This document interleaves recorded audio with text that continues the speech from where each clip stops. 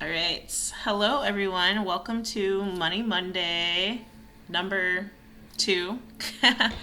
Love a good alliteration, so we're definitely going to keep the Money Monday, and I'll have to come up with a nice little theme for us.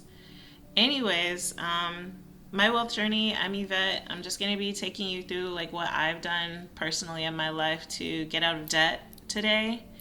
That's going to be our main topic, but I am not you. You are not me. So I want to go over some of. I'm going to talk you through what I did specifically, but there's also several options. So I want you. At the end of the day, this video is meant to be educational and informative. I am not your legal person or advisor, or even your financial coach, unless you want that. But this is just purely informative, and I want to be able to help people as best as I can in this area. So for me, specifically, I was actually very fortunate. I only got up to maybe like 15 grand or so in debt, maybe 20 at most. My mom paid for my student loans. I did start paying my mom monthly payments when I could afford it to like help with the student loans, but overall, I really only had my kind of consumer debt. I just bought some random. I bought like courses and stuff that I thought would help me, but it was just not the right timing. It wasn't good. So I just racked up, and then, regular life stuff. I just racked up consumer debt on my credit cards. But when I became an adult and started really noticing I was spending all this money, paying all this interest on these cards, I started automate. I already had automated my payments. When you're someone like me, so I'm like unofficially diagnosed with ADHD, I'm not going to remember stuff a lot of times if it's not directly in front of me. So for me, automating was the biggest lifesaver, automating everything that I could possibly automate. And I highly recommend that to everybody to automate. Also, Ramit Sethi talks about that in his book, I Will Teach You to Be Rich, the power of automation, because once you take all the thinking out of it, and it just becomes like a natural process. You don't even remember it. And for me, it took off so much stress, just being able to do that. So the key thing with automating is if you can afford to pay anything over your minimum monthly payment. So say, for example, I had a minimum monthly payment on most of my credit cards was like $35, or usually I remember that number strongly. So it was usually like $35. If I could afford to pay $80, I would set my auto payment every month to be $80. That was like probably one of my first on my like American Express card was $80 off every month. And then I used that card as little as I possibly could. I only used it for emergencies or things that I absolutely needed to use it for. But other than that, I avoided using it, and I just kind of, was living life and going to work and not buying any major expenses. That really, really helped build my credit. Also, automating it, I never had any late payments on any of my cards, like literally in my entire life. I think I finally just got my first late payments this year because I stopped caring about my credit because I realized it didn't matter as much as I thought it did. Don't, that depends on your situation. For me, I was like, my credit has, because for me, when I paid off all my debt, it actually lowers your credit, which is really weird. So I pay, anyway, that's a different topic. Um, and I wasn't late on purpose. It was because I thought I wasn't using that card anymore. So that's why I had my first late payments this year.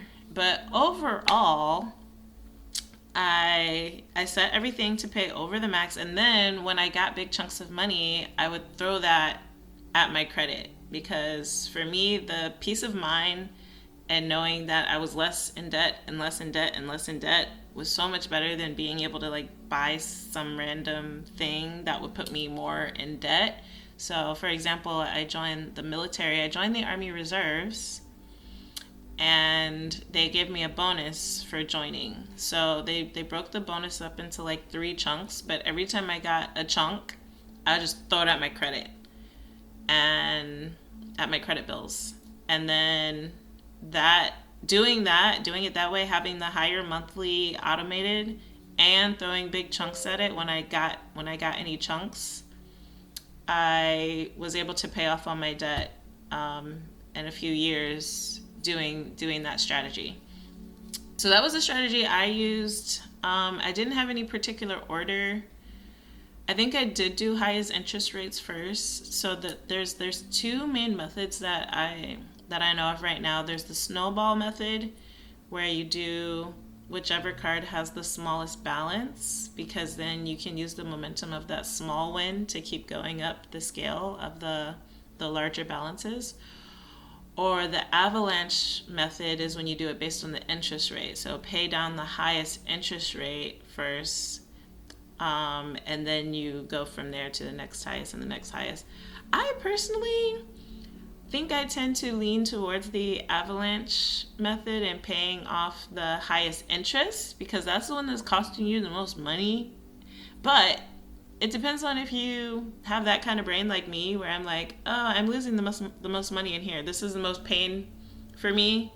So I want to not be paying these people this money. Will make me feel so much better, even if it takes me longer to pay it off. But if you're of the psychology that if it feels like overwhelming or insurmountable, but you have something that's like a little bit more reasonable for you mentally, that's like just a smaller balance, then the snowball method. Start with the smaller win. At the end of the day, it's a very individual decision on what you're actually going to follow through with. So the one that works for you is going to be the one that you resonate with, that you like, and that makes you feel better.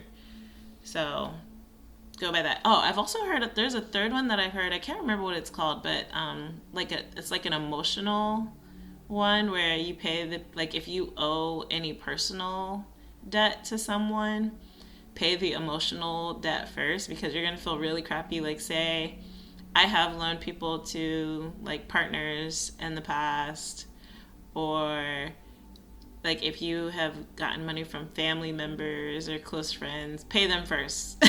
Because at the end of the day, you also want to save your relationships. Which is why another thing, I personally have a boundary of not loaning money to personal relationships anymore, because of that, because of the kind of emotional distress that you can get into doing that. So if I'm going to give somebody money, I'm just going to give them money with the expectation that I'm not going to get it back. It was nice when I gave it and I did get paid back, but ultimately now if I do it, I don't expect it, just in case. And with that mindset, it makes me not really loan out money at all anymore. But fortunately, I don't have a lot of family or friends that I don't have any family or friends that ask for money, so that makes it really easy too. Yeah, so that's like the three main strategies that I know of so far.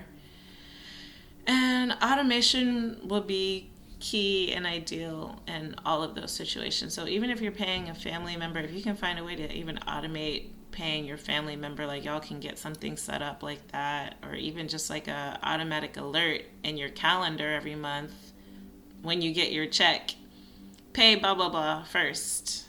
Like there's all kinds of little things you can do to like help yourself out and help them out. So yeah, that's pretty much it for today's story about debt relief. Oh, actually no, that's not it, because there also are debt relief programs. So another thing, if you have a lot of debt and it's kind of overwhelming, you might be someone that will want to look into debt consolidation or debt relief programs, where they just put everything together for you, so you only have to focus on one payment and just paying it all down kind of at the same time. I will say personally, I'm not super familiar with that yet. I'm kind of researching it now for clients. But what I found through my research, what I've been looking up, I literally just Googled best debt relief programs. And whenever I search something, I skip past all the ones at the top, the ones that say sponsored. I skip all the sponsored ads because that means they're trying to sell you their service. Pro tip if you didn't notice that. But I skip past all the sponsored ones and I go to what the actual top results are that just come up organically, that are not sponsored ads. So it was Investopedia. When I looked, was the first one that didn't have the little sponsored thing on it. And I haven't looked too much into Investopedia, but I was like, that sounds like Wikipedia, which is like, it's like public sourced information, but like also peer checked or something like that. So that's my strategy when I look things up. And then depending on how important it is, I'll just keep researching deeper into that. Like I'll look at, do they make money from this? Are they affiliates? Is it on Better Business Bureau? And I just go down the list of what they say about each one. You can kind of get a feel for if it feels like it's biased or not. But it seemed like they were giving really great advice and reviews on the top places for debt relief and consolidation. And they even told you what were the strengths and weaknesses of each one, like which one is better for lowest interest rate, which one is better as far as like customer service. So they really got into the Investopedia article, really, I feel like got into all the things that you would want to know. And it gave you a great place to start for further research. So potentially more to come on that as I'm learning more about that myself. I didn't use any of those services because I was fortunate to have relatively low debt. I just saw crazy figure, the average debt of an American that's like in debt is like 90 something thousand, 94,000. And that was just like the one statistic I saw in the little article I looked up today. I don't know how accurate that is or like what year that's from, but I was mind blown because mine was obviously but I guess if you combine, most people have a lot of student loans and then credit stuff all together, then I'm like, yeah, that makes sense. Because actually, even a student loan is going to easily get you 50 grand, 100 grand, 200, whatever, depending on what school you went to.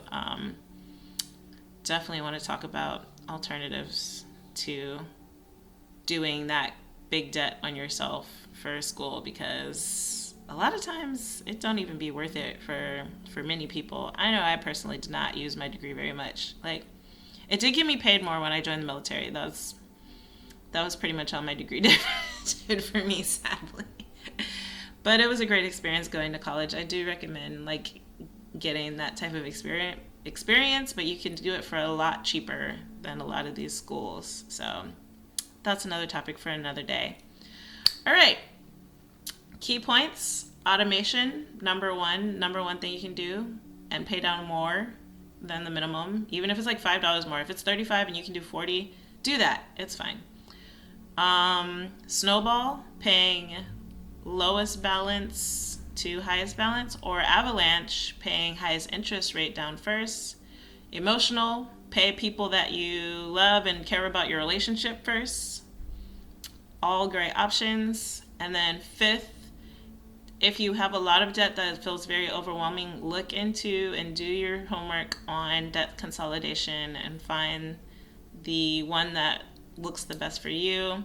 If you need more help with like how to research into that, please feel free to hit me up in the comments. If you have anything to add, also hit me up in the comments, and like and subscribe. Make that money. Peace.